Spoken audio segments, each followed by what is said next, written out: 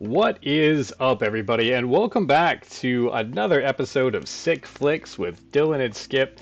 I'm your host and friend, Skip Marazzi, here with the ever popular and very famous Dylan Farr from Ypsilanti, Michigan, who's Hey, stand-up how is comedian. everyone? We're doing, I'm excited for today's review. I am excited for today's review. really? I'm sorry, we have to give a shout out to the man, the myth, the legend. You We talk, have to give a shout out to him who? for this movie. The director and animator. Oh, He oh, was the animator. He okay, good, yeah. everything. Yeah, I do. I wanted to talk about him too. So yeah, I'm glad that that's the guy you wanted to shout out. But first, the movie that we're going to be talking about on the show. This is a behind the scenes podcast for Cox and Space. As you can see up on your screen, working on some animation from a previous episode of animation since it is all done. But if you want to check out what we're doing on Cox and Space, you can go to check out coxandspace.com. We're actually in a stage where we're pitching it to producers. So if you want to help us out in that way, go to coxandspace.com. We've got our whole entire first clip of the episode up there, and check that out. But yeah, we continue to do movie reviews here, me and Dylan Farr. And this week we're doing one of my favorite nostalgic classics from 1992, getting a 4.9 on IMDb. I think it's one of the lowest movies we've ever reviewed. Kind of, you can tell why it got a 4.9. Yeah. But for me, There it's was not enough. There was not enough TNA from Hollywood. yeah. There was not. There is that, and the plot is a little bit. It's stretched real thin. Um, but yeah.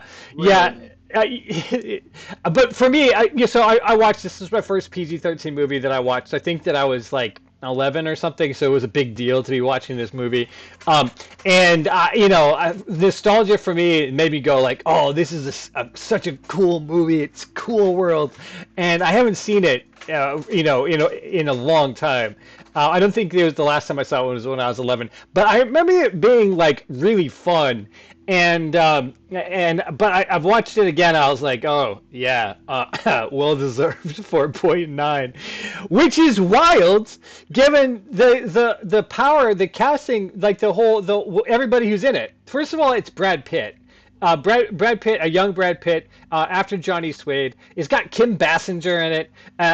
It's got Gabriel Byrne. Gabriel, Yeah, Gabriel fucking fucking Burns, and then it's produced by Frank Mancuso Jr. Um, and so it's got some heavy hitters. I mean, this movie, there's so much going for it. You think that it would have been better, but it it, it is it is a very thin plot. So you wanted to give a shout out to the director, right? director and animator Ralph Bakshi. I'm sorry, any man that can animate the Lord of the Rings deserves a shout out. Oh, I okay. am That explains the sort of rotoscoping style that Fritz the cat. Fritz the cat. yeah, and Have you Fritz ever the seen Cat. that one? Yeah, it also has I that. just watched that one last night, and I'm like, oh yeah, this has Ralph written all over it. Yeah, Cool World definitely has that era of animation, and that's really funny. And I think that like both of those movies that you mentioned, the guy is well respected for early animation. I think it's like the late '60s or early '70s is when those films come out. And this movie's in the 90s. And so I think they took somebody who was well respected, probably 10 or 20 years before, and then they put him up, and it's just not standing up to the animation of the early 90s. I mean, the animation of the early 90s includes The Lion King and Aladdin. As some examples, so they have a lot of competition to stand up against, and so to make this movie, and also this movie also post dates Who Framed Roger Rabbit, which came out in 1988, I think, or 89, where they did this live action and cartoon combination, but Better. I mean, Who Framed Roger Rabbit has really quality animation, and the integration of live sets and animated sets, and it doesn't work quite as good as like if you went into it being like, is it going to match up to modern animation of the '90s? Is it going to match up to Who Framed Roger Rabbit? It just doesn't. It doesn't. But the animator who's doing it, I would say the animation is super fun. What he's working with, man, super fun.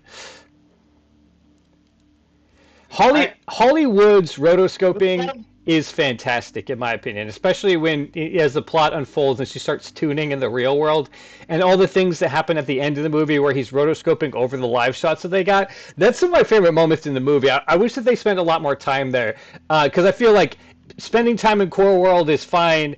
But when she gets out is where it gets interesting, and that's only like the last like 20 minutes of the film or something. yeah, well, he said he can't remember exactly what he said, but he said he wanted to throw people off and make Holly a villain. Yeah, and I think that it was. I mean, it's a good choice. I think that that's a fantastic choice.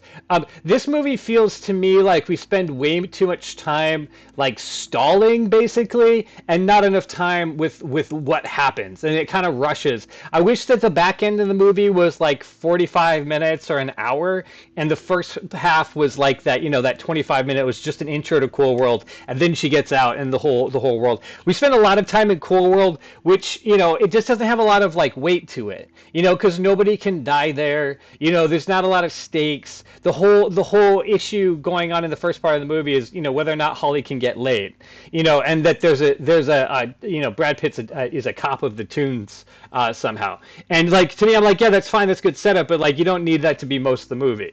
And I think that's probably where this movie falls down is that, but there's a lot of fun animation that happens there. We're focused on the build up, but the payoff is nowhere near where it needed to be. Yeah, yeah. The climax of the film is real late in the film, and so like that's the case. But while we're here during the introduction, let's call out a couple of people that I think are important. Kim Basinger being one of them, who I think a lot of people don't necessarily know now. But she was such a knockout. She just so gorgeous, and so talented. She does such a good job as Holly. She has 60 credits to her name, which is surprisingly low to me because I remember her being like in everything for a while. Uh, I'm a little bit older than you, but I think that in the 80s and 90s, I remember her being like, "Oh, it's Kim Basinger." Of course, who do you need to play the gorgeous blonde? It's Kim Basinger. And I think if you look her up now, I can't remember if she's alive or not, but she's still really really pretty. Um, and so like she hasn't with age she's not like lost that beauty at all. And a lot of it for me is she has a nice body for sure, but I love her smile. I love Kim's smile. Like she just it's like she's like playing with you. You know what I There's a mean? reason she was Vicky Vale. What's that? There's a reason she was Vicky Vale in Batman. Yeah, yeah, that's a great example. Like you could tell that she is really pretty, but that's not all she is. She's like super smart. She's savvy, and so like Kim Basinger to me, she's just like she's like a full person as well as being gorgeous, right? And so I think that's why she got cast a lot, and she seems like she's fun to be around, and that's why she got cast a lot too. Is she was like down to do whatever it needs to get done for the film. Uh, Wow, she was Mary Jane in Tom Petty and the Heartbreakers music video for Last Dance for Mary Jane. okay, Mary Jane's Last Dance. there's a credit. Wow. That's one of the 60 credits. So that's like a day shoot or whatever. She gets it on our IMDb. So good for her. She was in the stepmother as an alien. Okay. Hmm. Okay, that makes so much more sense now. Yeah, like, and you look at her credit, like her credits, like the types of movies that she does are like they're fun movies. They're fun movies to watch, and so that's why I think that she probably I've never met her. I've never heard any stories about her, but she seems like she's a fun person to be have on set to be working with and stuff like that. She does the very sexy Hollywood well, but then also she does the really goofy stuff that happens to Hollywood also really well. And then of course she's devious, and you gotta love that. Uh, she's just the whole package. I agree with that statement. Right? She is the whole package. And she got cast a lot less as in the last few decades, and I think it's because maybe she wasn't the bombshell, or she was replaced by like younger bombshells. But like I think that there's a lot of work that she could have been doing that have like people have done. Um, a lot of like the maybe not Meryl Streep in all the roles that she's done, but like there's a number of roles that Meryl Streep or who's the scream queen from the Halloween movies? Jamie Lee Curtis. Jamie Lee Curtis, yeah. Yeah, I think that she could have done any of those roles too. And Fun fact about Jamie Lee Curtis: her mom was Janet Leigh from Psycho. oh, that's right. Yeah, that's right. So she does have an advantage in that she's a nepo baby, sort of. At least she's involved in the industry. Uh, So yeah, no, absolutely, and that is a fun fact. Also, I want to call out Gabriel Byrne. Gabriel Byrne in this movie, who has 112 IMDb credits, and also, I mean, just look at them. He's definitely well respected for what he's done, especially in more recent years. I mean, he's in the Ballerina. Say it again. He was in Stigmata, Oh, Stig. Hereditary. Yeah, Man in the Iron Mask, the remake of Assault on Precinct 13. He was the show that in treatment. He was the guy on that. Oh, he was Navy and Ghost Ship. Okay. Yeah, yeah, I was gonna call out Ghost Ship, which I mean I would review it except for the movie's lame, except for the first 10 minutes. The first 10 minutes is amazing, and the rest of it's like ooh, you know. Yeah, a lot of those ghost movies were like that It's back in the day. unfortunate. I mean, it was set up a franchise. It's fine, whatever. But he's also in Usual Suspects. I would have liked to see more of the 13 Ghosts. Yeah, I would give you that. 13 Ghosts. Oh man, that's actually a pretty fun movie. But yeah, they set up the 13 Ghosts, and we don't get very much delivery on those 13 Ghosts. They seem really cool. All 13 Ghosts seem really cool, but we don't get a whole lot of delivery from those. The torso, the guy that played the torso, actually had no legs. Oh wow. Okay, gotcha. So they got an actual amputee for the. Look look into everyone that played those characters, and They're you're gonna be like, Yeah, they're cool ghosts, man. They definitely had a lot going on in that movie, but I think they ended up focusing on the relationship or he something. played Uther. Oh my God, Gabriel Byrne played Uther in Excalibur. He played Uther Pendragon in Excalibur. Oh yeah, yeah. And so this is the thing that's interesting for me about him in this movie. Like he's a very talented actor. Like he is well respected in Hollywood. He's obviously easy to work with. He does a great performance no matter what he's asked to do, and he delivers in this movie too. Like he gives you what he needs him to be. He's an artist who got famous in jail, and he's living with that fame, and so like that's what he's doing. He's so low key about it. It's just and then also it's produced by Frank Mancuso Jr. We gotta reference Michelle Abrams. We Michelle, have to. I'm sorry. yeah, absolutely, She Michelle. was one of my crushes. She was one of my crushes in the original Buffy the Vampire Slayer movie. Is she the one who plays I- the girlfriend of She plays one of the friends that are just really like no, I snobby mean and rich. in this movie. She plays. No, she plays the, I think, neighbor. Oh, I know who you're talking about. That's where I recognize her from. Okay, gotcha. With the blonde curly hair. She like shows up at Yep. random a couple of times and then helps them get to the yeah, yeah. It's another character that I wish that we had. I would have preferred to see Gabriel Byrne end up with her. Yeah, I exactly. would have. Cool chick from I would across the have. street. I would have loved to see Hollywood get her comeuppance and Gabriel Byrne end up with Michelle See, and Abrams. this is why it would have been more fun to have him spend time in the real world, for sure. Because, yeah, that girl across the street doesn't exist in Cool World, and she only shows up in the back end of the plot. Yeah, and so it's kind of like, who is this random girl?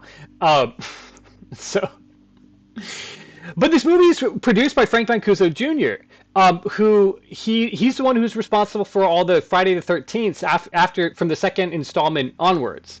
He also did both the April Fool's Day, the original and the remake. He is responsible for The Species 1, 2, and 3 and Awakening. He's the one who produced Stigmata and Ronin.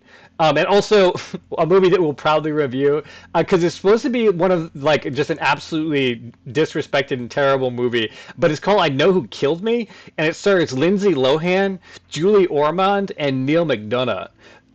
Which just for that lineup alone, that it's an awful movie, and is widely respected as being just an awful movie because the premise is not good. But yeah, he also produced that film. So you know, this stinker of a 4.9 is not outside of Frank Mancuso Jr.'s wheelhouse. This is interesting. There's multiple people that did Hollywood's voice. Yeah, also Gabriel Byrne is replaced by another famous person who is known throughout animation. Um, Let me see if I can look up his name real quick. It's Maurice LaMarche, who has 452 credits to his name. So worked a whole lot. And some of these credits you'll recognize as being like iconic, as in he plays the Brain from Pinky and the Brain.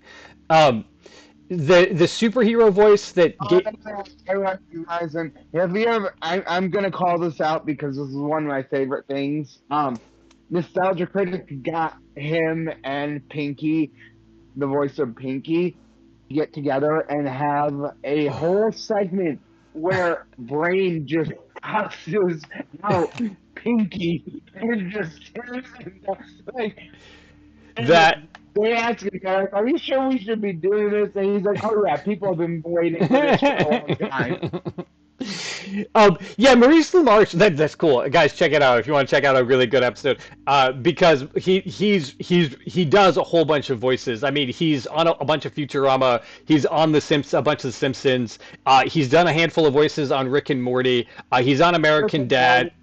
Yeah, did voices for Tripping the Rift. He's in the Powerpuff Girls, the Pink Panther cartoon, Captain Planet and the Planeteers, the Problem Child cartoon. He's the voice of the Tasmanian Devil, like the modern Tasmanian Devil from Tiny Toons and Animaniacs and all of those tie-offs. He was Spangler in the Real Ghostbuster cartoon. He's in the G.I. Joe cartoon. He's in Inspector Gadget. Chief Quimby and Inspector Gadget. Yeah. Like, let's see. Like Maurice LaMarche, like it is a heavy hitter. Again, he was Count Roy. He was Count Roy in DuckTales. Yeah, like I love that. Absolutely love that. He's also in this movie. He plays the spider, the spider detective who works with Brad Pitt. And so he does one of those, and he does a handful of other voices too. But yeah, just well known, well respected in the animation community. And at this time, also, like he's known at this time. That's why they hire him to do these voices. And that's why it's crazy to me again why this movie is such a stinker, because they have so much going for it. The animator, the producer, the four main characters. They really should have a lot going for it. But you know the plot just and the story just doesn't hold up to the talent that is backing it, unfortunately. In Space Jam, he was the voice of Pepe Le Pew. Okay. That would also make sense. Yeah, he's hired by those guys. I didn't see that he's done any work for Disney, but it seems like literally every other animation studio, when they need somebody to do voices, they call him in. He's a very iconic Adolf Linkler. He does the voice for that for Rick and Morty, and also the adult Morty Jr. They recently had a new story arc where he came back and he's going through retirement and whatnot. So yeah, like Maurice LaMarche, fantastic. And then of course, unrecognizable. I am lucky. He was a voice in Baldur's Gate 2. The video game, right? Yep, Yoshimo, Reno Blood Scout, Chief Inspector Braga. They literally go, Wow. we need someone to who can do voices. Who do we call? And they call this guy. As you can see, he has the most Yeah. IMDb credits that I've ever seen of anyone. Which is not saying a lot because it's not like I look up But everybody. But but we had one that had like 900. that okay? Did we? Definitely, yeah, definitely high up there, and still frequently working, still going to cons. You can still catch him live. I would love for him to be involved with Cox in Space, but we will see. We will see what type of budget we have to make that happen at one point. Um, but yeah, so with that, I mean, we've kind of danced around why this movie should be doing well and why it has not done well. But you ready to get into the actual review of this movie? Yes. Oh, Yes, I okay. am ready. Okay, so actually, before we do, I'm sorry, we missed one that I wanted to call out, and that's Brad Pitt, of course, the man, the legend, Brad Pitt. Um, well known, well respected as the heartthrob. You can put Brad into any movie, and it's going to do really well because everybody loves Brad. Because you should. He has 98 acting credits, which is fantastic. He has 85 producing credits, which I don't think a whole lot of people do. I didn't know that he's produced a lot of films, and that's kind of what he's doing. But it's weird to me that he gets fourth billing in this movie. He's the main character. He's one of the main characters, and the story kind of centers around him and him coming back from war is like the opening shots, and how he gets into Cool World is the opening shots. But he had already done Johnny Suede. He'd already done Thelma and Louise, and he'd already done Dark Side of the Sun before this movie happened. So he's pretty like well known. But he still gets fourth billing to Kim Basinger and Gabriel Byrne. Um, it's not until afterward he does Interview with the Vampire, Legends of the Fall, and I think that's kind of where people really start to see Brad Pitt, as besides another one. And then he does Seven and 12 Monkeys right after these movies too, and in the next couple of years. And again, these are kind of like the more iconic Brad Pitt movies. um, and then right after that, he does 7 Years in Tibet, Meet Joe Black, Fight Club, and then Snatch, and that really like cements who Brad Pitt is. So this movie hit right before he was really well known. Yeah, literally, it was because Brad Pitt was a pretty boy that they picked him for this. They Yeah, needed a pretty boy to play the cop. yeah, yeah. It's probably you haven't seen his range because I think that all the movies that I just mentioned, you really need to see the type of range that he can do. He can do creepy and crazy. He can do suave. He can do just like a casual playboy. He can do wild accents like he does in Snatch. Like he really shows off that he's very, very talented in the next few years. And there's no real challenge for him in this movie, right? He's show up, be the pretty boy, and that's all he needs to do, right? Like be kind of brooding Yep. about the whole situation.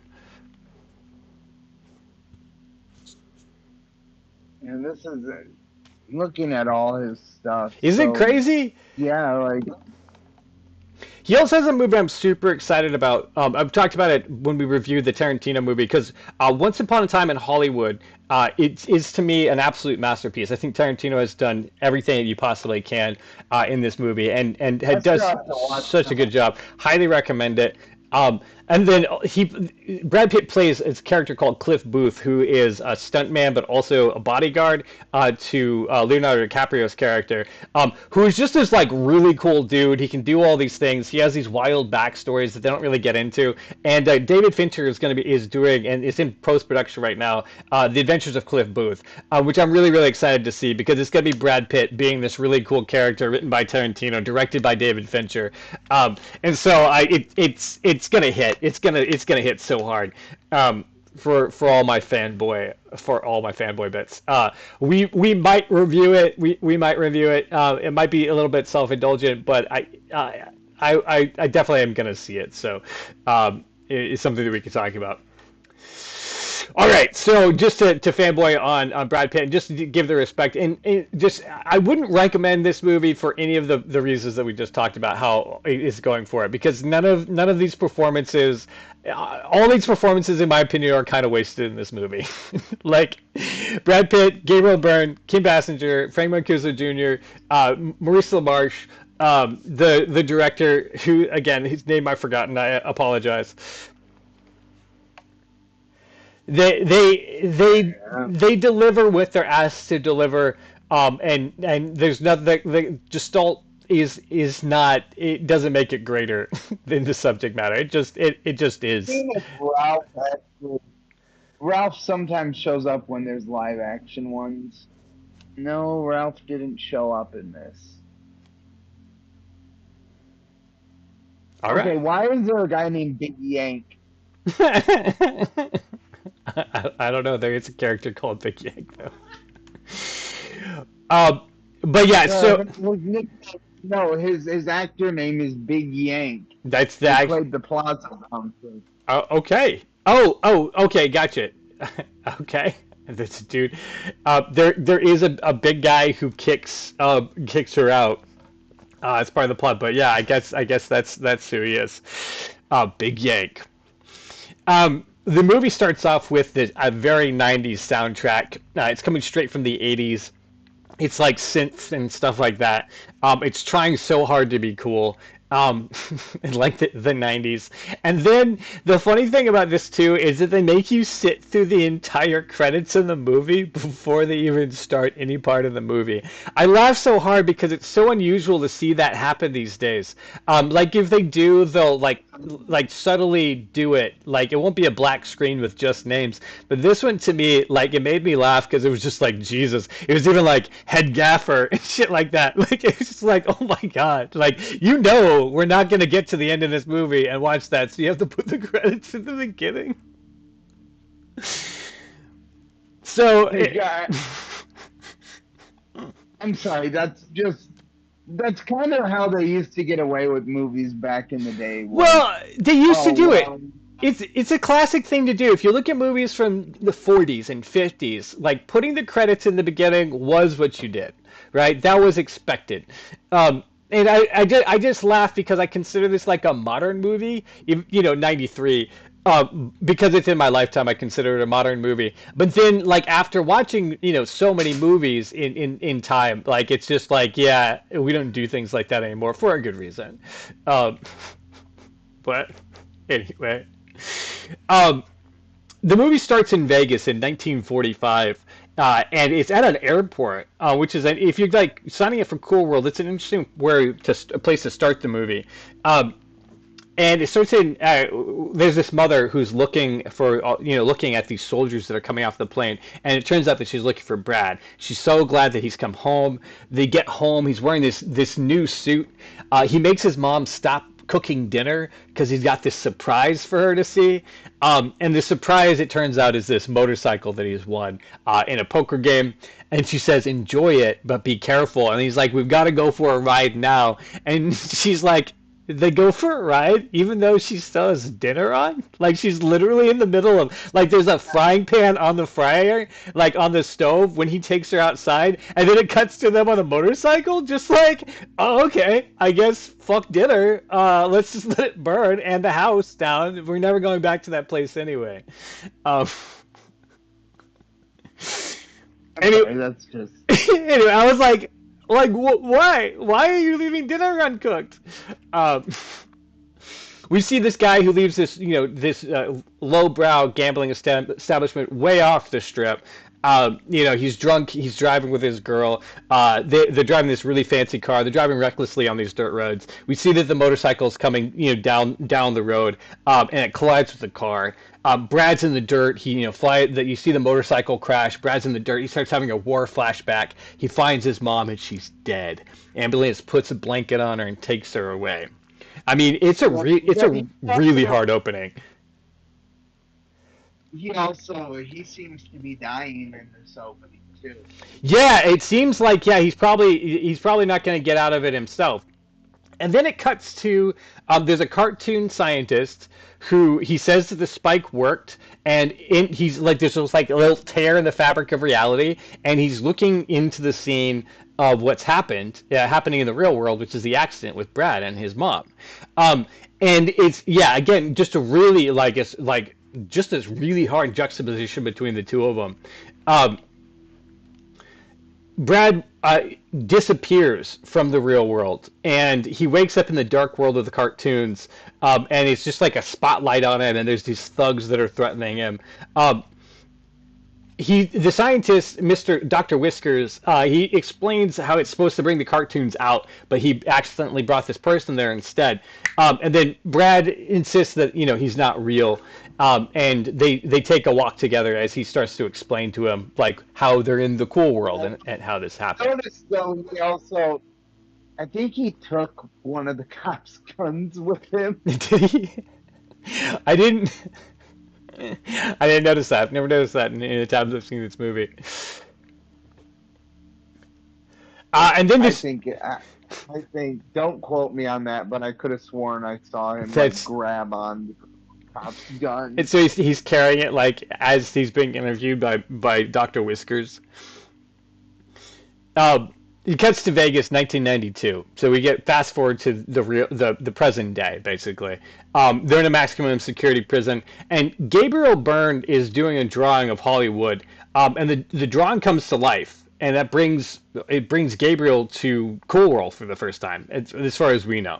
Um, this is where you begin to see some of the animation and how it's like you want it to be good and they want it to be good, but it's not. Like the first time Gabriel Byrne comes to Cool World, it's like this live shot of the set, and then you have these dancing wolves that are doing like this like cell, like they're going through like the same motions over and over again. But the perspective that the wolves are drawn at and this perspective of the like shot itself do not line up. Well, I don't remember. I don't remember. Were the wolves those like ghost animations almost? No, Or are so they they're actual? they're like wearing suits.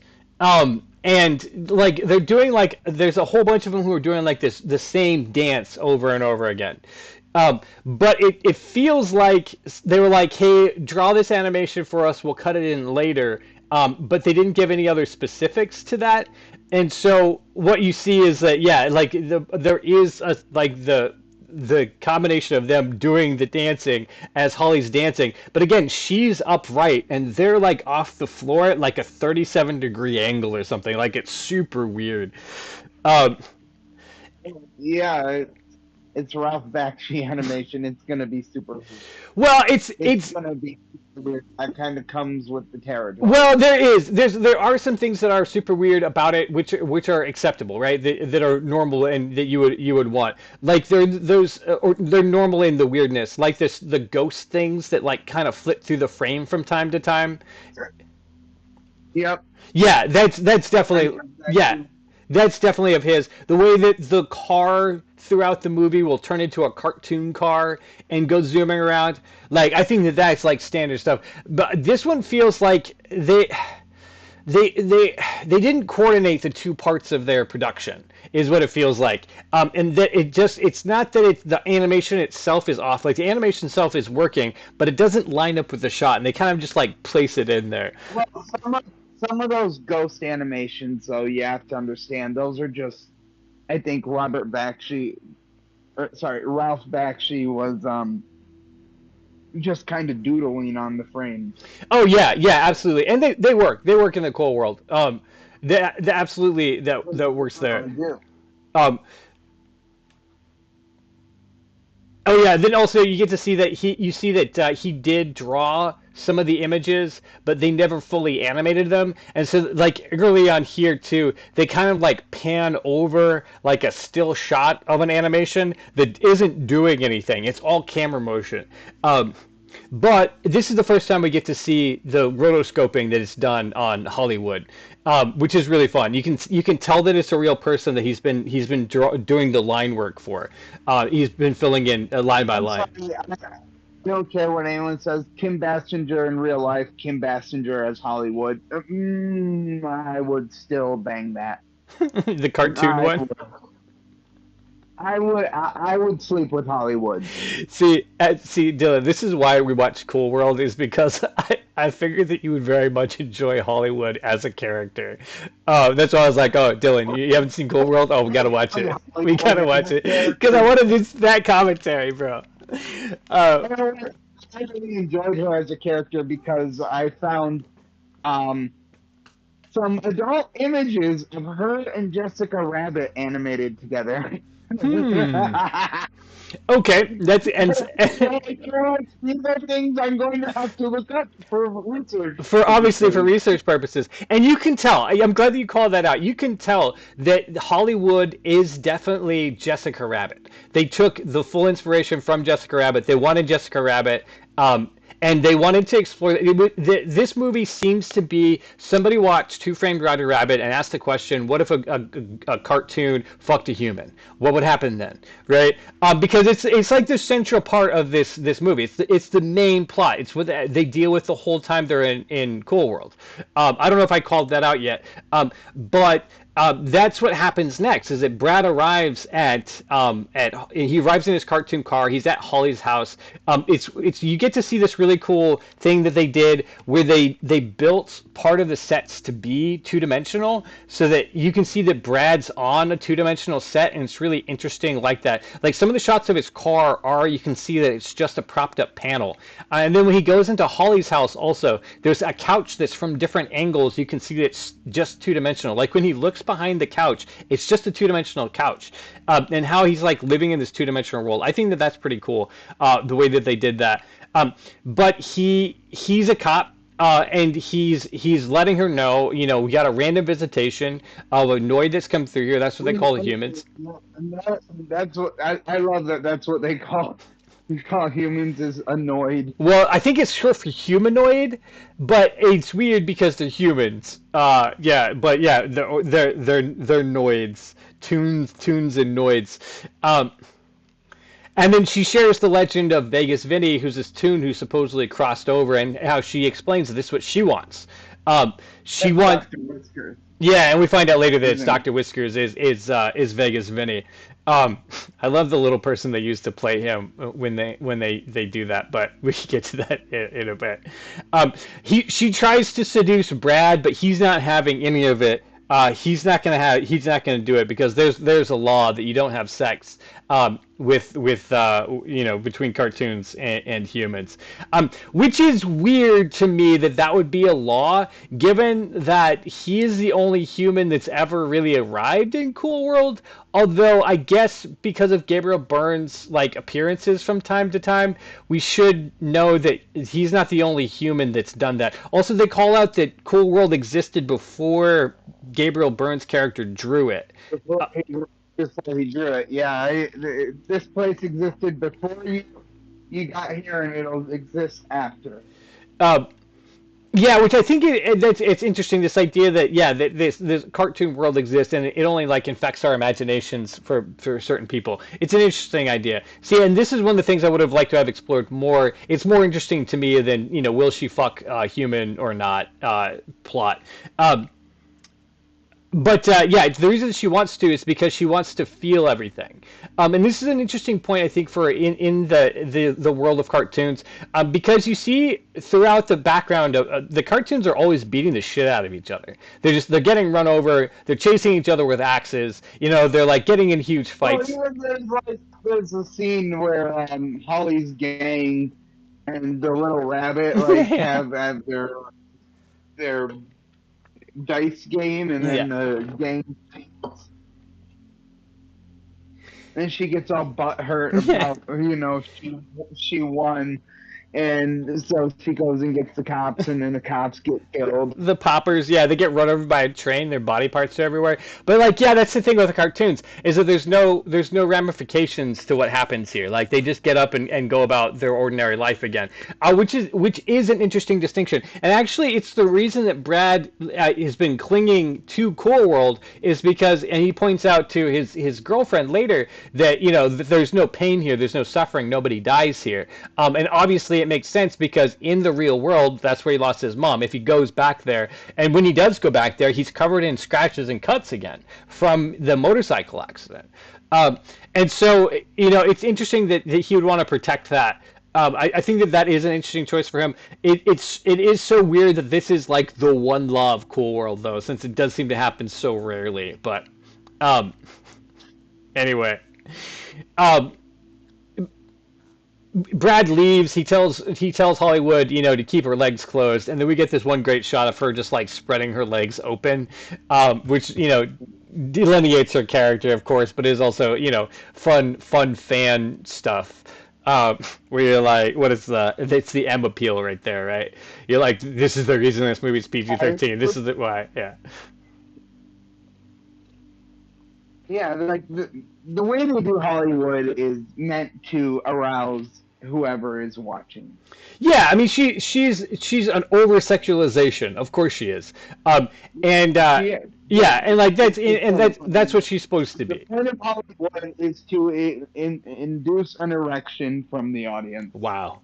To erect a building. That's the that's what they're to pitch a tent. So yeah. Byrne gets out of prison.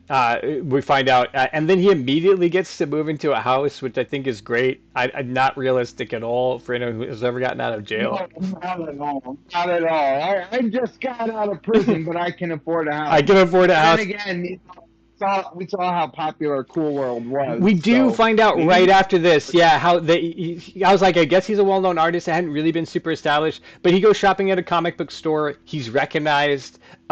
He's told by he's given the comics for free. Like she gives it to him on the house for his signatures. And he's told that his work is crucial and spiritual nourishment. Um, and so, yeah, we find out that he is kind of a big deal. And this is kind of why I wanted to spend more time outside of Cool World, because this is obviously, I mean, he has a cult following. You know what I mean? Like, he's kind of a big deal. And we never really deal with that in this movie. And I think that that's a shame. Like, I think the exploitation of what he finds in Cool World that, like, makes him famous, I think is kind of an interesting storyline. And again, this is the only time we get this in the movie. It's never played anything more than the girl hits on him and he turns her down. And then also the part that we never really get is the fact that he murdered the dude who was sleeping with his wife. Like that's how he got put in jail. Um, is that yeah? Yeah, I, I love how they just glance over that. They just gloss over it. Like, Straight up, well, yeah, one you know line, about yeah, this. one line, and then right after that, the dude goes, "Who are you?" Like, oh, I had I no think that idea. might have been Ralph. I think that might have been Ralph. Oh, the animator. That I wouldn't think that would make sense as because that to me that cameo never made any sense like whatsoever. Because then you have I'm this, asking. then you have the guy who actually has drawn Cool World not recognizing the guy in the movie. The artist of Cool World, he's like, "Oh, I would have had no idea." Yeah, so maybe that's the gag, but yeah, it just doesn't play. Like it just undermines everything we've seen about that scene. Is that he's a well-known artist that everybody wants the signatures for. So anyway, that there you go. That's what happens. Then we cut back to Cool World where we get to see the cute bunny scene, which happens. It's actually this line right here. She says something like, "I have to roll 4 and I'll win." And she does roll a 4, and she's like, "Yay, I won!" And then one of the characters, um, he goes, "Snake eyes, you lose." He tears 2 of the pips off. And so, but she's like, "And I won." Yeah, right.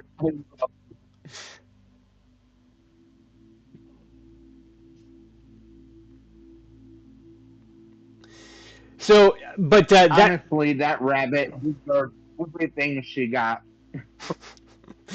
she ends up actually getting the money at the end of that sequence. There's a whole like car chase as the poppers chase them.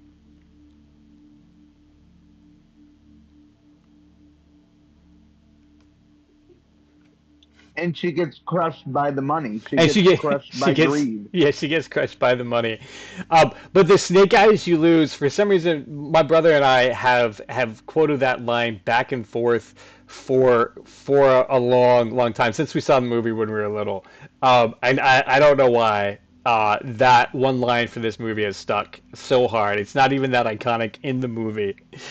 Snake eyes, you lose. These guys are called the Goons, and they're they're Holly's henchmen, One's they're like monkey types. It's hard to really put a finger on what they are.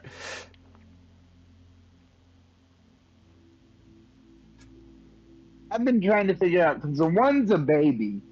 Yeah, it's a baby monkey, and one's a gorilla, and then you have the woman character who's shaped kind of like there's a character that's shaped like a condom, and then you have the female character that's I don't know if she's like supposed to be Latino or something.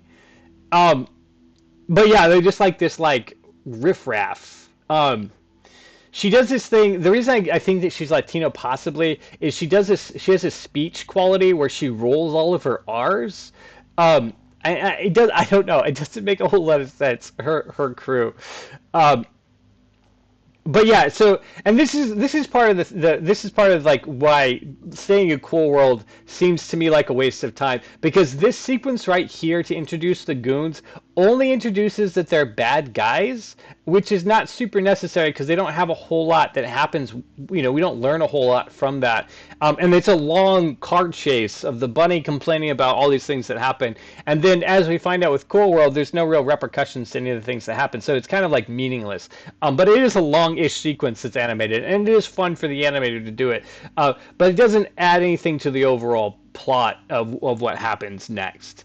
Um, right after this, we see Brad harass like a good-looking tune on the street, but it turns out that it's actually his girlfriend. Yeah, they have some kind of relationship. Yeah, Yeah, and it introduces the conflict. even though nobody's not supposed to sleep with Yeah, tunes. and that's the thing. Like he loves his girlfriend. He doesn't want anything more than her. He thinks that she's the best thing in the world, and they can never get it on.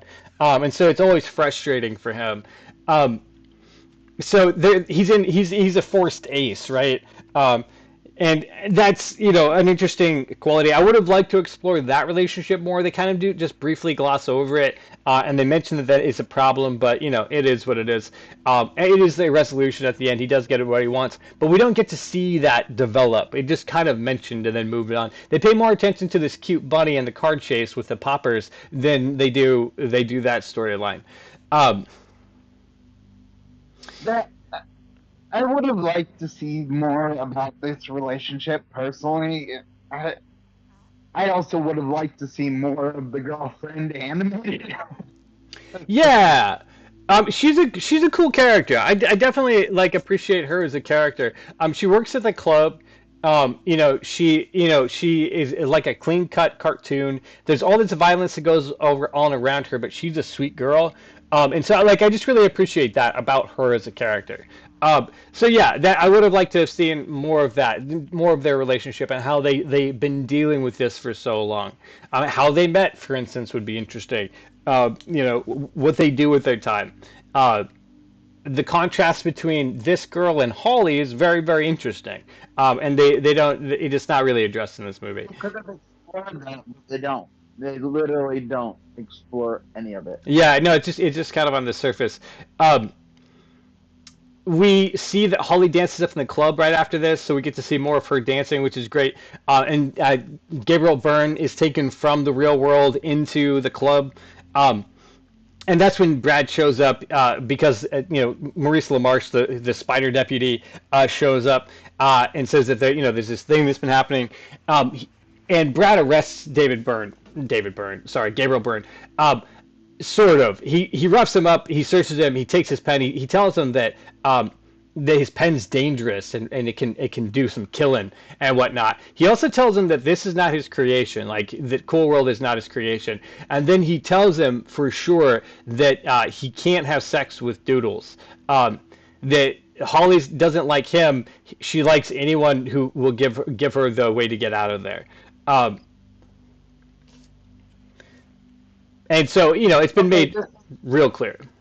this is an interesting fact. I've been trying to figure out if that was Robert Bakshi, but apparently Tracy Lords was in contention for the role of Hollywood, but lost out to more widely recognized Kim Basinger. Okay, Okay.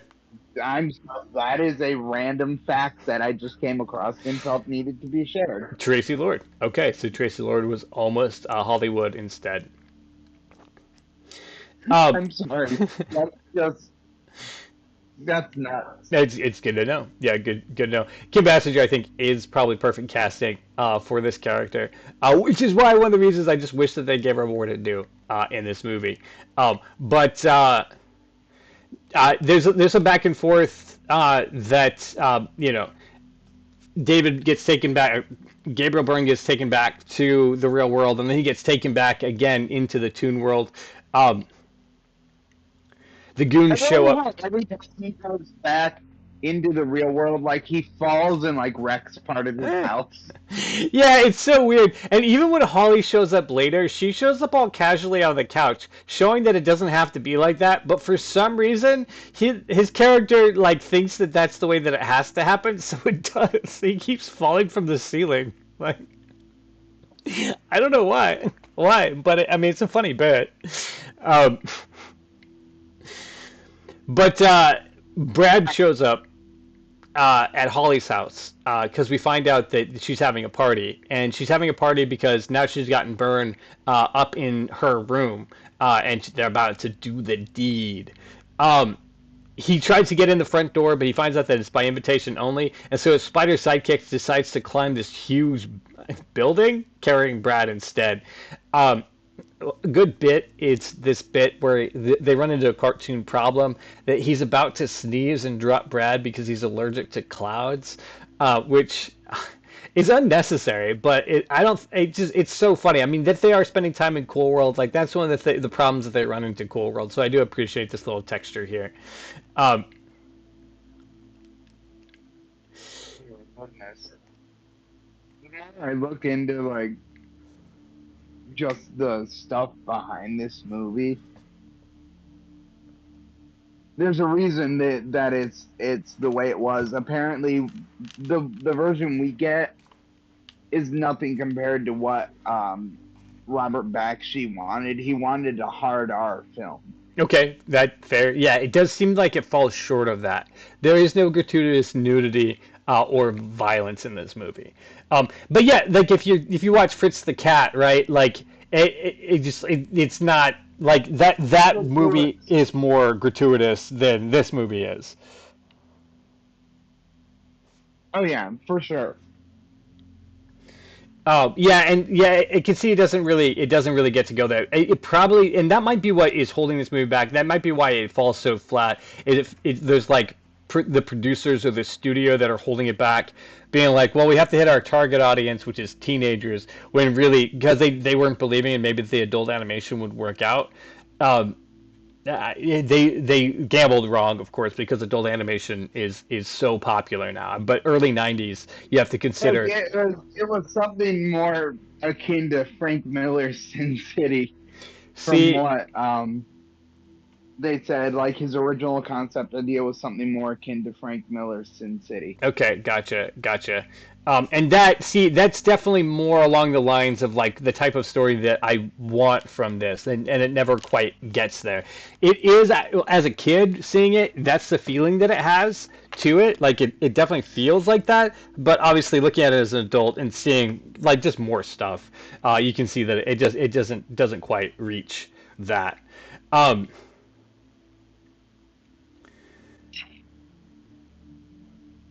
Sorry, where were we on our review? so I've been looking into one of like the so things much about.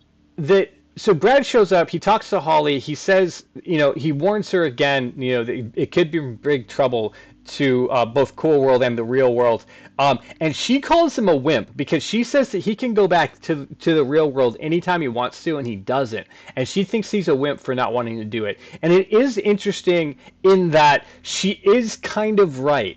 That he is like hanging out in Cool World because he can't deal with the loss and the pain of the real world, which is interesting to point out that flaw. Um, there is also some more fun animation that happens. Vern shows up to Holly's house.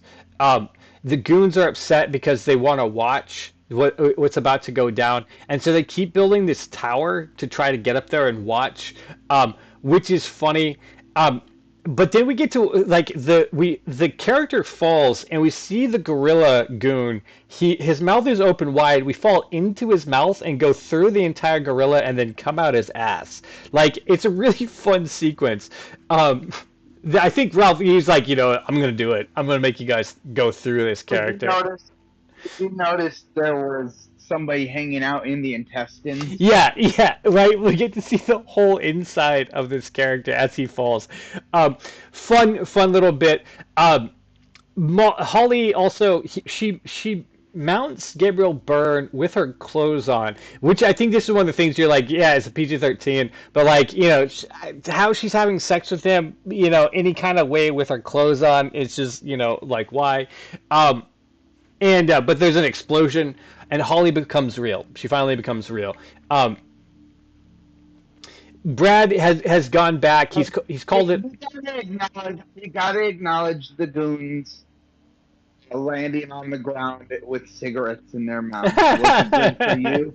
Right, yeah, exactly. They get that experience too. Was it good? Was it good for you? Like or whatever. Um, yeah, so I mean, yeah, it is funny. It builds up to it. This is the climax of the movie. Is her climax, and it kind of falls off with the rest of here. Brad goes to the club to go hang out with his girlfriend. The spider is supposed to call him if anything happens, and then he decides to instead handle it himself. Um, Sorry, and then we get to see, yeah, we get to see Holly see herself for the first time in the mirror. She convinces Byrne that they're supposed to go back. She steals his pen, which is it uses later, and then she uses the pen to drain, to basically kill off his spider counterpart, the sidekick. Yeah, well, it doesn't kill him off, but Well, it's more like contained. yeah, so we think that he's dead because that's how Brad set it up. Is that it's a weapon basically. But spoilers, he does come back. We get to see him later at a crucial time. Um, this is when we get to see your favorite character show up. For the girl next door, there's these flashing lights. And there's just crashing sounds, and they go across the street to investigate what's going on. Apparently, they don't know that he's a convicted murderer who lives across the street. They don't know anything about this guy. They just want to go check him out for some reason, which I guess maybe at that time, neighbors were more neighborly or whatever. But it just seems weird that you would just check on some random person who has flashing lights who just moved in. They've had no other connection beforehand. Um, And then Holly is acting like she's drunk or whatever, because she's like telling her that she's very very real, um, and then it cuts back to Cool World. Brad investigates the crime scene. He finds out that he has to go back to the real world to go find Holly. Uh, Gabriel Byrne takes Holly out to a bar to get a couple of drinks. She says that she wants all of 95 drinks because she wants to experience everything. And then she gets up and sings a song with the band, which is real fun. They, yeah, but then they throw him out. Yeah, They, so they so throw Gabriel Byrne Gabriel out Byrne's because trying to he's like, stop she's her. with me. Yeah, and they throw her out. I think it's fun to watch Kim Basinger get to do this performance. That to me is just like a fun bit to throw in the movie. Not real necessary. She's singing "Let's Make Love" with the band leader. But yeah, it's just real fun to see her actually sing and do the performance without the cartoon bit. Because we've been seeing her Yeah, do it throughout. Brad, I then love sorry. I love Kim Basinger as like an actress. She's just in this scene because she's so into like everything happening, and then what happens is she starts fluctuating between being a tune and being real. Yeah, so it cuts back and forth. We see that Brad decides that he is going to go back, and he does it by remembering that the pain of the accident. Um, and he's talked to his girlfriend, and she's like kind of jealous that it's going to happen. And then we see the repercussions of what's happening in the real world. Is she starts to tune out, and it's funny because she doesn't go back to being Holly. She like fluctuates between her real self and like a weird clown. The clown version of Hollywood has stuck in my imagination for quite some time. To be honest, like for some reason, just from time to time, I will just remember what she looks like in the clown version. The same thing, clear as day, I can remember what Gabriel Byrne looks like when he does like the hobo clown look that he pops into from time to time. That was that was something I caught me off guard. I'm like, You know, hobo clown? like Why what? a hobo? Gabriel Yeah, Byrne. why these characters? I don't know. Why they go to be these characters? I don't know. Um, it is funny though. I mean, it is absurd. It says that there is something wrong, and I think that that's great. So she comes back outside, because she's flashing between the two of them. She runs outside, and then so they decide that they've got to get out of there. They've got to drive, and so but Gabriel Byrne keeps becoming a doodle. His hands become a doodle hands.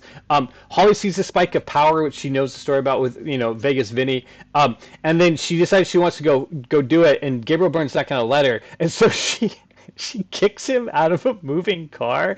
And again, see, this is why I want to spend more time in the real world, because Holly doesn't realize the repercussions of not being a cartoon. You know what I mean? Like this sort of thing. Like this is a terrible idea if you're a person to kick the driver out the car while it's moving. But as a cartoon, it makes a lot of logical sense. Like there's going to be no real damage if you get hurt or if the car gets hurt. But like her dealing with having to be human is kind of what I would want to see. Like that would be the comeuppance that I want for Hollywood, is that she wanted so bad to experience all these things and she didn't understand like how much it hurts or how painful it is or like just how tiring it is to be alive. Um, like she could stay up all day and all night as a cartoon. There'd never be any problem. She can drink all the alcohol she wants as a cartoon. She's never going to get tired. She's never going to get drunk. She's just a cartoon. But as a human, we have all these limitations, and I think that would be a more interesting like come about. You know what I mean for her. And we don't really get to see that. She gets away with stuff more than anything else. She still gets to behave as a cartoon in the real world. Um, anyway, so that. No, like the amount she's using cartoon logic in the real world is astounding to me. I'm like, It really should come back yeah, and bite she's her. gonna get someone killed. She's gonna get someone killed. Yeah, well, and also she puts herself on the line too. Later, when she's actually climbing the building, that it really there should be some effect there, but she has no problem continuing to be a cartoon. Uh,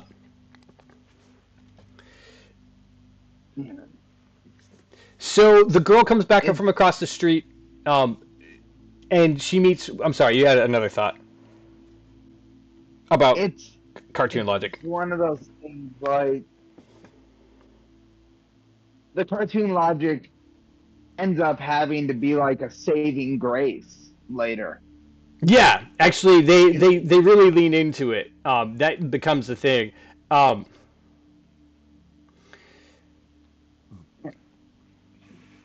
there, it's one of those things.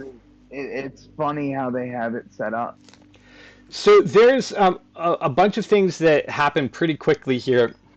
Like this is basically the last like 15 minutes of the movie. The girl comes across the street. She meets Brad. She meets Gabriel Byrne, who's come back after he's been kicked out. She offers to steal her mom's car to drive him to the place that Holly went. Um, Holly is wandering around Vegas just asking random people if they know who Vegas Vinny is. She gets thrown out of a club by the guy that we mentioned, who has that really bizarre name. Um, No, that's not Big Ant. oh, I that's it. don't think that's Big Isn't that the from that bouncer? one. I think Big Ant was the bouncer, like the literal bouncer from Cool World, the guy Oh, bouncing. oh, that's right. There is an actual bouncer at the door. You are correct. Who's at the club door. You're probably correct about that. But then she meets this little person, who like it's obviously a little person, because they're like 3 or 4 feet.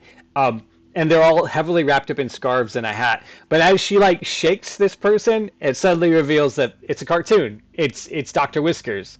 Um, and he's Vegas Vinny. He's the tune that crossed over. He made his millions, and he says that yeah, the spike of power is real, but it needs to stay where it is. Um, and she decides that she wants to get it. It's at the top of this building. Um, that if she removes that spike, it could be the unbalancing of everything. Uh, she finds a door that's unlocked. She runs up the stairs. Brad runs up the stairs after her. Um, she she kicks him over a railing. He's fine. He finds her in a hotel room somehow. She kicks him with a cartoon leg through the door, which is funny how she's still able to use the cartoon powers. Um, she wants to run for a painting, but he stops My her in time. favorite.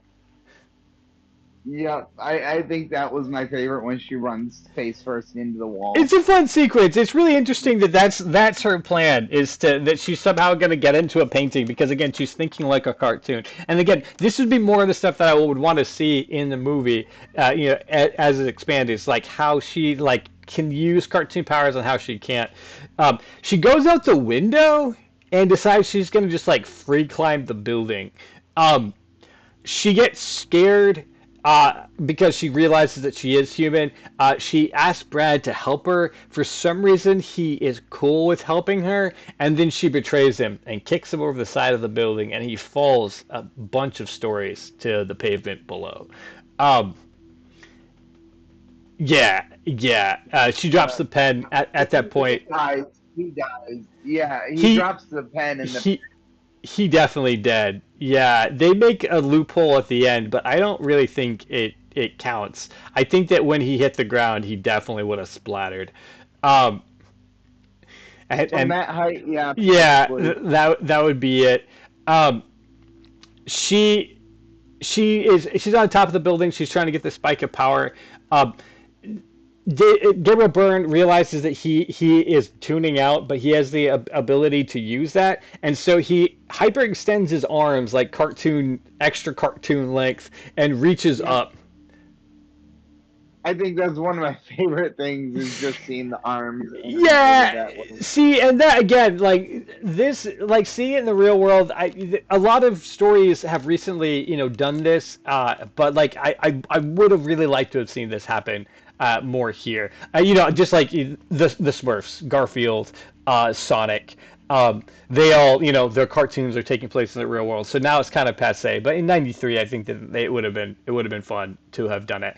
Um, she pulls out the spike of power. This is Holly finally achieving her goal. And I wish that this would have been the climax instead of her having sex. I wish that her having sex would have been like within the first 15 minutes, like the setup to the plot. And this would be like all the cartoons rush into the real world is like where we'd be dealing with, the final, like the denouement after that, right? Um, but everything starts changing in the real world. A cool world escapes into the real world, and there's a whole bunch of really cool shots of people just transforming into cartoons. That was like the women at the slot machines. Yeah, That yeah, was pretty cool. yeah. The men and women who are at the gambling table, changing. Gabriel Byrne's character changes. He becomes this All the superhero. men at the poker table Yeah, turning into the dog yeah. They all become playing the poker. dogs. Absolutely love that. Um, Brad's partner leaks out of the pen, so the spider does come back. He cries over Brad's dead body that's on the pavement.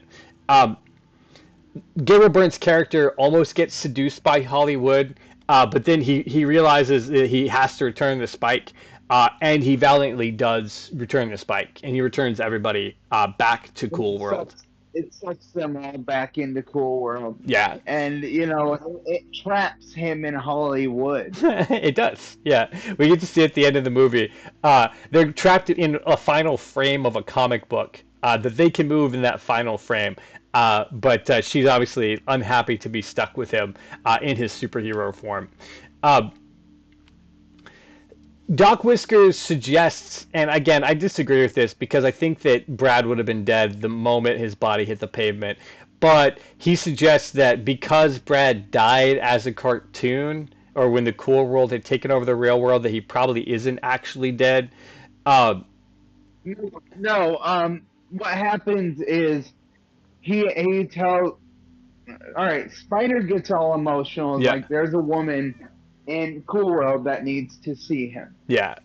and so they transport the body back. Now, what happens is, um, his girlfriend like is crying and like she's like, "Who killed him?"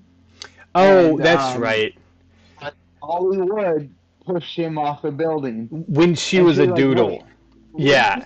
you a doodle when she killed him?" And he was like, "Yeah."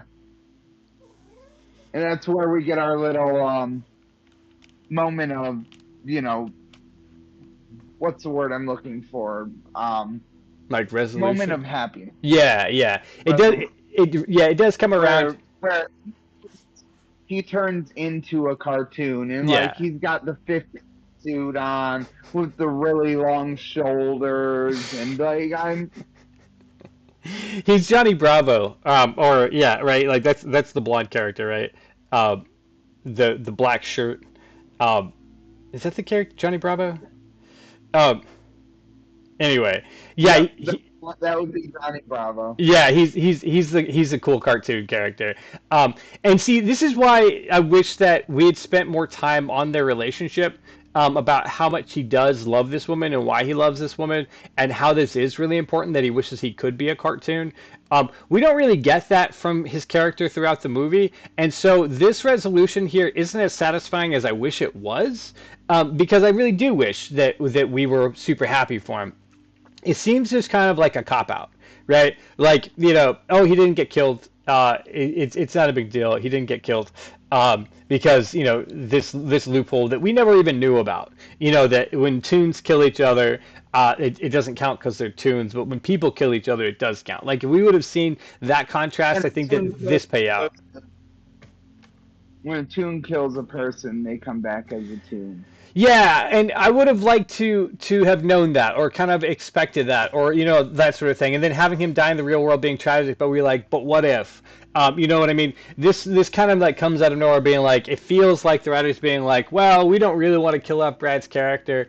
And so we're gonna come up with something. But yeah, and then also him pining to be a cartoon, him desiring to be with his girlfriend is kind of hinted at. It's kind of touched on, but isn't really a focus in the story. So this resolution isn't great. It's not as satisfying as you would hope. Um, but yeah, finally, Brad and his girlfriend get to do it. Might not be the, it might not be the most satisfying resolution, but I like a happy ending. I Yeah, like a yeah, happy yeah, absolutely. Like I'm glad that there is a happy ending. I just wish that they would have done more work to make it like feel fulfilling. Um, like I don't want Brad to be dead at the end of this movie. Of course, I want him to be with his girlfriend at the end of this movie. I don't want him to be sad that it's like 50 years in the future and he has to like now figure out what to do with himself. His mom's dead and nobody knows that he's been alive. I don't want that future for him. I definitely don't want that. But yeah, I just wish that they would have done a little bit more work to add that up for us, so that would make sense. Um, but yeah, that's Cool World, and it lives up to its 4.9 rating. I think that 4.9 is probably yeah, that's probably about right. I was gonna say maybe it's a bit generous, but it does have those elements like the animation styles is fantastic. It does have a stellar cast, the stellar direction, and production. I would give all of that. It is a fun ride. If you can take that, at the end of the day, it doesn't mean anything, right? Like you're not going to get anything greater out of this film. Well, when it comes to Cool World, it's kind of take what you get and hope you enjoy it. If not, you're gonna be very disappointed that you took the time to watch this movie. Yeah, if you're the type of person who likes movies that include live action and cartoon, and you want to watch something that's different, this is definitely one of the movies to watch. That it's fun. The movie's fun. Um, it's not. It's not deep. It's not profound. It's fun. It's like silly fun. Um, it's a movie that if you, this is something I used to do. I have not had a house party in forever, but I would have a house party. I would just put on a movie playing on the TV that had the sound off when the music was playing, so that people had fun visuals that are going on while the party was going on. This would be one of the movies that I would queue up so that people could see it. Because I don't think you have to watch the movie or hear the dialogue to understand what's going on. I think that just seeing the movie is enough. This is a movie that's like definitely a third screen type of movie. If you're hanging out and you're scrolling on your phone, put on Cool World. I mean, you're not doing anything else anyway. It's it's a Sunday afternoon. You're dreading going to work the next day. Put on Cool World and scroll your social feeds. Like it's like big ass spiders or Sharknado, right? Like these are not movies that you need to focus on. They're not going to be life changing. They're not going to like Yeah. yeah, but it's like it's entertaining and it is. There are a bunch of things that you're going to see in this movie that you're not going to see in other movies. Yeah, it's one of those things, I'm sorry, I didn't think I'd find a cartoon attractive since Jessica Rabbit, but Now we know that there's rule 45, rule 54, rule 34 material of Jessica Rabbit and Hollywood, because of course there is. Um, so if that's your Jimmy Jams, get it on like Donkey Kong. Um, so that can exist for you. Dylan, any final thoughts on Cool World? These directors, actors, material. honestly, I just think it was an enjoyable movie, even if the plot was hard to follow. Like it was just all over the place. Yeah, well, I But mean, I don't hard to follow. I don't think. I mean, and I'd say like simplistic, probably. Like, it was girl it wants to just fuck. jumped. She do fuck. She wants a spike of power. She gets a spike of power. You know.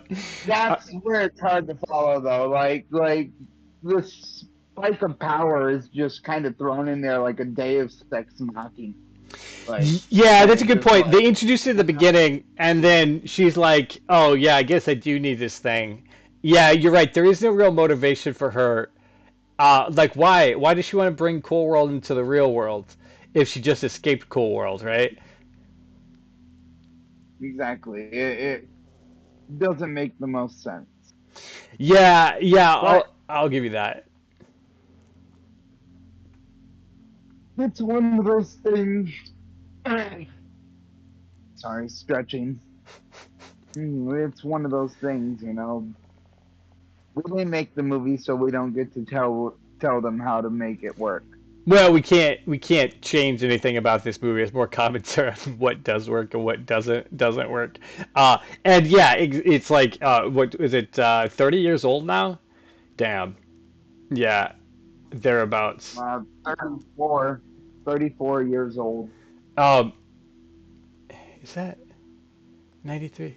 I'm trying to do math while I'm talking, and I'm not really good at that. Um, yeah, Well, it's 92 is when it was came out, right? yeah. So I'm just embarrassing myself by trying to do So math. yeah, that's 34 years. Damn.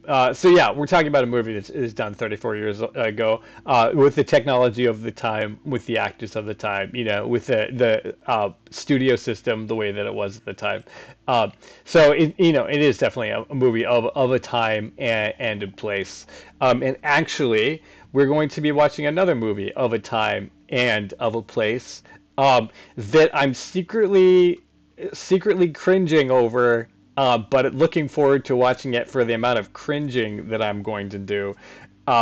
And that movie we're reviewing next week is one suggested by my friend Dylan Farr here called PCU. With Dave. Oh my God, we're reviewing PCU. Oh Yeah, my we God. actually Yes. are. Yes. David Spade and oh man, Jeremy. Uh, Jeremy Piven.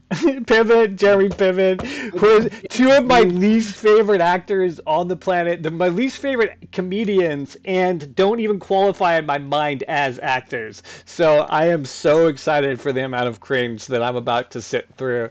And PCU is exactly what you think it is, given that it's a 90s film. It's about politically correct university. And if you remember the people being up in arms about being politically correct in the 90s and everything that's happened with that whole fucking movement and being called woke, etc. Now in the future, we about to go for it. But yeah, it was a movie that they thought all the time was going to be, was going to be a very funny thing to do, and we'll see. We'll see what happens next week. We'll talk about it to the same. You're gonna be like, you love this movie? I'm gonna Oh, I get didn't drunk on remember this that you said that you movie. love that movie. Okay, I got you. Well, it'll be really good. We've done lots of movies before where you're like, I love this movie, and I'm like, I hate it. And I think that we hit everybody who could possibly watch that movie. So I am excited to review it from both of those perspectives. You can tell me all the reasons why you do love it, and maybe I haven't seen it, so maybe I will find the things that I enjoy about it too. It could be one of those things. Connoisseur actually hit me a lot harder than I thought it would, and in a sweet spot that I wasn't expecting. So, um, You like dinosaur, and I love that. I I love did, that yeah, you no, like. I actually did. I mean, like there was so many fun things about it. It was a mess, but I love indie messes too. But yeah, no, there's definitely some great things about Carnosaurus. So it could be with this one too, Ben, and we'll see. But yeah, we're gonna wrap up our review here. For the movie we did this week, which is Cool World. If you guys want to catch us again, we'll probably be doing it more at this time. I'm guessing 3 o'clock Eastern Standard Time, and reviewing on YouTube. So come check us out. You can always check us out on our Discord by going to coxinspace.com, and you can tune in there, or you can join the live stream, comment on the live stream as we review. If you have any thoughts about what you would like for us to review, or if you disagree with our opinions about the movies that we do review, always comment below. We're always happy to hear from you.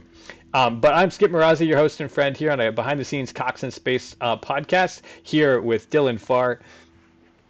Hi, I am Dylan Farr, your autistic spitfire of Ypsilanti. You can find me on TikTok, Instagram, and YouTube under Autistic Spitfire Comedy. And if you are looking for me on Facebook, you can find me under my government name, Dylan Patrick Farr. So guys, check him out and check out the comedy that he's doing, because it is very funny. The reason that we get to hang out is because we have stand-up friends in common, and I personally think that he is very funny.